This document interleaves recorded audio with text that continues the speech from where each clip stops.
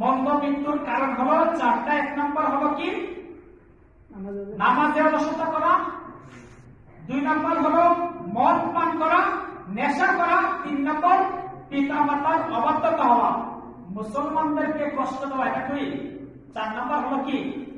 মুসলমানদেরকে কষ্ট দেওয়া। সবথেকে দাঁড়ানো অস্ত্রের নাম হচ্ছে মুসলমানদেরকে কষ্ট দেওয়ার সবথেকে দাঁড়ানো যে অস্ত্র, এটার নাম হলো জিহ্বা। এটার নাম কি? জিহ্বা।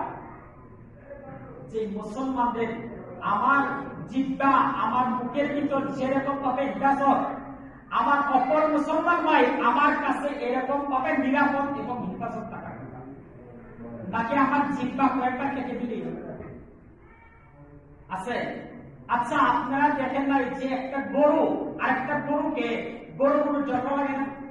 আপনারা কি এ পর্যন্ত আপনারা 70 বছর 75 বছর 80 বছর দেখেছেন যে একটা গরু জগা করতে করতে হাত দিয়ে একটা গরুকে একটা গরু আর একটা গরুকে একবার মেরে ফেলতে দেখেছেন? দেখেন নাই কেন? এটা তো অবলা প্রাণী, কিছু বুঝে না। এটা তো মাথার দেবার নাই, মানুষের মতো বুদ্ধি নাই, মারা নাই কেন?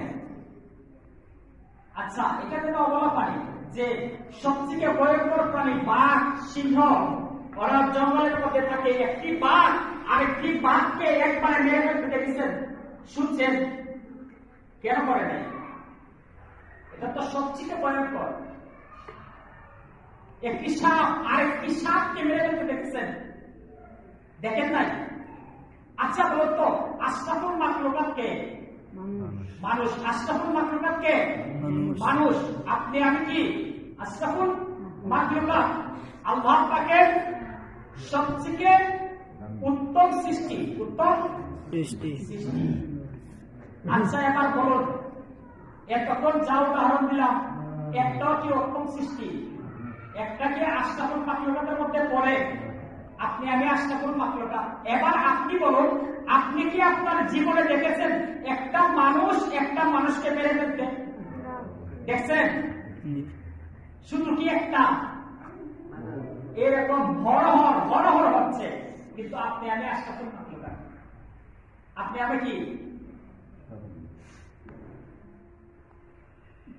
আর কোন উদাহরণ দিয়ে বোঝানোর প্রয়োজন আছে? বোঝানোর প্রয়োজন আছে? যারা বুঝতেওয়ালা একটু ইশারা দিয়ে বুঝে যায়, যারা বুঝতেওয়ালা ইশারা দিলে বুঝে যায়।